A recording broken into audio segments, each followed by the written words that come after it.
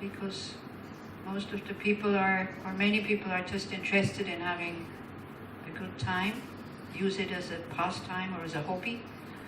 You know, it's very in to meditate these days, it's very fashionable.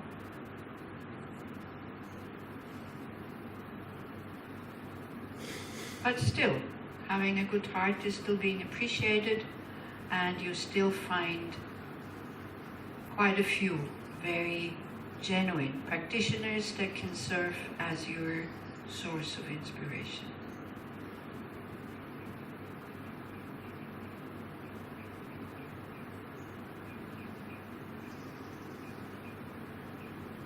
So basically this was a checklist. The checklist to see if I want to attain freedom from suffering and the causes of suffering. Do I have what I need in order to get there? If you ticked all the boxes,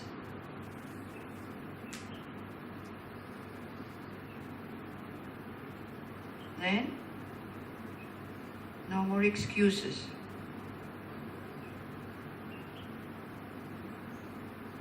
It's the same as when you want to go to a journey.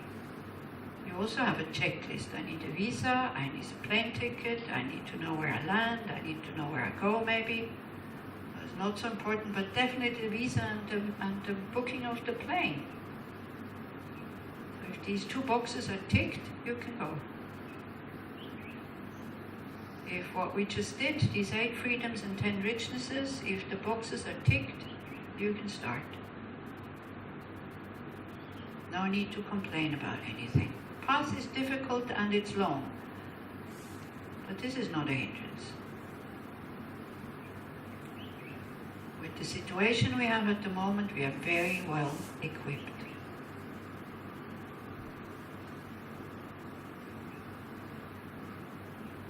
So for the moment we can just be happy about it.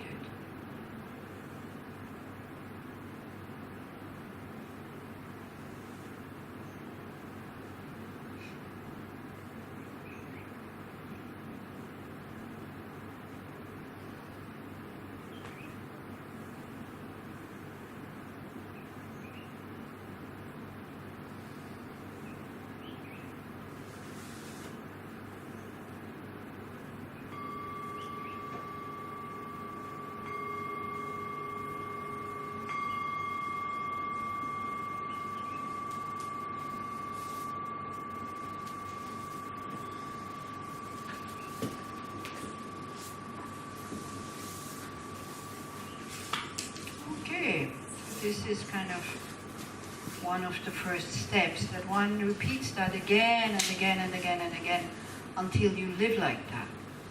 See, when, for example, depression comes up, you just go, oh, precious human rebirth, and it goes so, when the mind is used to this, when the mind is familiar with this, you don't even have to say precious human rebirth anymore, you just say PHR.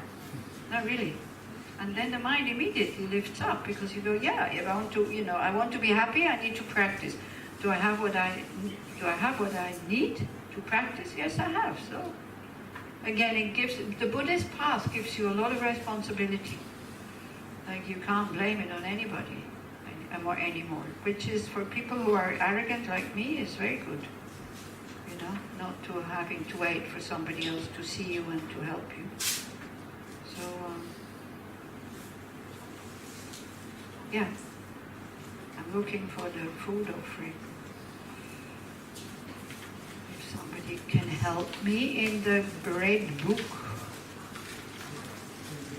I know it's in there somewhere. 29. Huh? 29. Oh, 29. Right at the beginning. Okay, so there's one practice that we do, that we offer the food. So again, if it would be Lama Zopa Rinpoche, then it would take an hour, if at the least, because he offers to all, specifically to all the Buddhas, and he thinks about the regions and to all holy objects, and then on behalf of all the hell beings and the hungry ghosts and the animal, we just do that. But why one does it is, for one thing, is in order to cut attachment to food, And also to see the food not as a source of pleasure. This is why people suffer when they come here. Now, if the food is spoiled, okay, I'm not saying, because that can damage your body and you can get diarrhea and vomiting and all that. But in general, the taste of the food is not so important. What is important is that it nourishes your body. But we have lost that, the purpose of food, kind of, because it has become a source for pleasure. And then if you look for that up here, then this is, yeah. But yesterday also we discussed, if you have, like when we were still in Tuval, that you, at about 11, like the smells would come from the kitchen, and because they cooked, so they cooked as if they're cooking for themselves.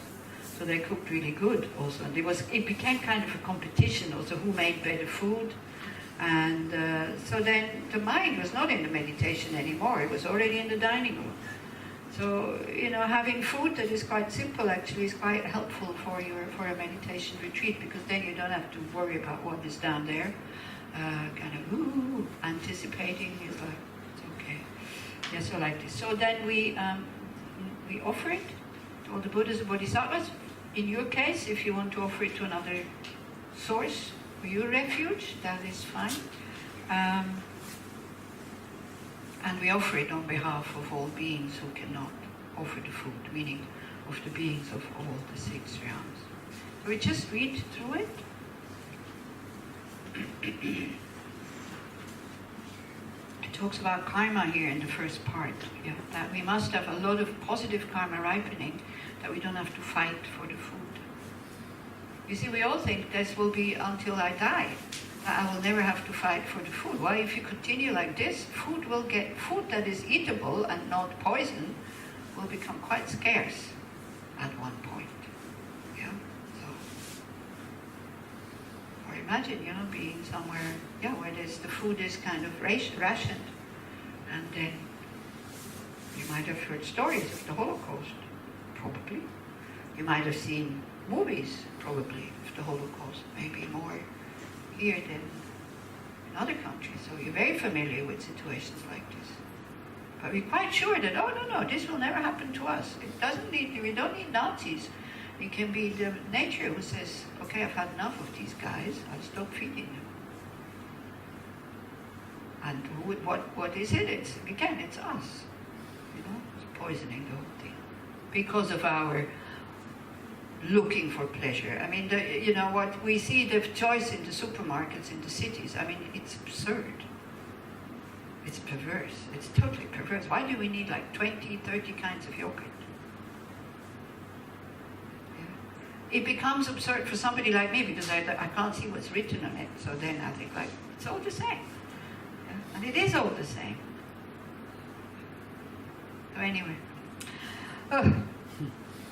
I contemplate how much positive potential I have accumulated in order to receive this food given by others. Was the food given by others that you will eat? In this case, yes. You didn't shop, you didn't cook. You didn't even pay for it yet. So it's definitely been given by others. It's my food. The moment it's in your plate, and then I come with my spoon and take the thing that you put aside for your last piece, because that's what you think, this I like, I eat it last, and I come with my spoon and take it, you would definitely go, don't take my food. The moment it's in your place, it becomes your food. It's not. It's been given to you. It's a gift. Same as your rooms. Not your room.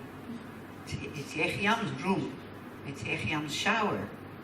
It's not yours. So if somebody by mistake goes on your toilet, it's not your toilet. You should think it's yours. It's not. I contemplate my practice, constantly trying to improve it. That sounds a bit stressful, but we do this, we improve it in a very relaxed way. I contemplate my mind, cautiously guarding it from wrongdoing, greed, and other defilements. I contemplate this food, treating it as medicine to nourish my body. I contemplate the aim of Buddhahood, accepting and consuming this food in order to accomplish it. So I'm eating this food in order to have a healthy body, because it's easier to practice with a healthy body. That's why you're eating. So try to remember that when you go, ooh, yeah? Doesn't need to be good. Only needs to nourish you. That's all. Then imagine the food as blissful nectar. So that's also if your mind is very strong, you can transform everything into nectar. I tell you, realized beings, they can eat caca, absolutely no problem. That's what the practice is for. That your mind is so pure that whatever you see is beautiful and joyful, and there's only joy and beauty everywhere. And you're not kind of la la la, kind of blissing out. You're using that mind state in order to be of benefit to others, because you have no more problems. Your problems are finished. Everything you hear, touch, see, smell produces a happy feeling, joyful feeling in your mind. Sounds attractive? Yeah. Some people say, oh no, that's boring. Yeah, of course. You know, for us, we need something bad in order to appreciate the good. Yeah? So, as a Buddha, no. So for them, everything is nectar. So imagine the food as blissful nectar inside a vast vessel, jeweled vessel, recite Om Ahom, and consecrate the food. This is also, I'm not going to explain it, it's very profound, this whole thing. Offer it to a small Buddha visualized at your heart chakra or in front of you, who experiences bliss and radiates light that fills your body. Okay? Om Ahom, Om Ahom, Om Ahom. To the precious Buddha, the peerless guide. To the precious Dharma, the peerless refuge. To the precious Sangha, the peerless liberators. To the 3 jewels we make this offering. This food, which has 100 flavors, is mouth-watering and well-made. We offer with faith to all the Buddhas and Bodhisattvas. May all beings enjoy the food of concentration. We see this food as medicine. We eat it without attachment or aversion, not to increase arrogance, strength, or good looks, only to sustain the body.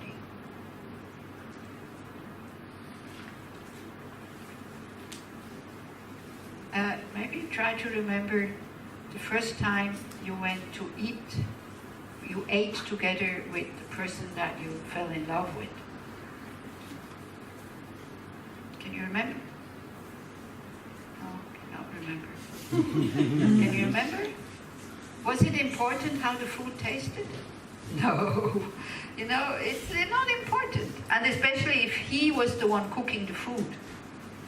If he would have been the one cooking the food, you know, he was so happy that he's present. Food is not important. The unhappier we are, the more important these things become. So make your mind happy, then it's not important anymore what you eat. Yeah? And then your life becomes much cheaper. And then you don't need to be afraid that you don't like the food. You can go anywhere and you eat whatever is there and it's fine. It's not boring. It's absolutely not boring. Your life will become full of joy. Much easier not to be so picky and so choosy. But this is why we do the food offering, in order to create that mind. Yeah, because it cuts attachment to food. Okay. So please enjoy the food and make a promise now when you walk down. I will enjoy this food no matter what it is. So at least it was worthwhile for the people who grew it, because it's hard work. For the people who harvest it, for the people who transport it, and people who have it in the shops and store it, for the people who from here go and buy it, and for the people who cooked it. So at least it was worthwhile their effort. I will enjoy it for their sake. Do you know how it is when you put a lot of effort into something and somebody else comes and says, I don't like it? Have you ever had such a situation? It's not so nice, is it? So we can think, we enjoy it for their sake. Then try to see what happens. We all do this as an experiment, okay? These are all experiments. Then we try it out. Okay? Gosh, you're looking weird. These faces, I almost get afraid of you. Are you okay? Everybody? The Okay. food is really very good. Thank you. The experiment. Yeah, this is not as what I mean. Don't generalize, because everybody experiences it in a different way, okay? So, see, if you would be a homeless person, they would definitely enjoy it. If you would be somebody from the Holocaust, like just, you know, like the camp being opened, they would definitely enjoy it. So like that. If you would be a German after the Russian occupation, they would also enjoy it, because they suffered a lot also. Yeah, so. If you would be from across the border, and there's conflict, there's war, there's no shops, you would definitely enjoy it. So it's all relative. Yeah, and we have to, each one has to create that mind that enjoys. It's not the food who is delicious. It's our relation to the food. See, because I'm dependent on other people that they give me food, so they cook for me. So then it was always, first also was a bit, I don't like this, but I really trained myself to like everything. And I have the choice of this food or no food. So what do I choose? It's clear. Yeah. Okay. So please enjoy. And we're still in silence until after lunch.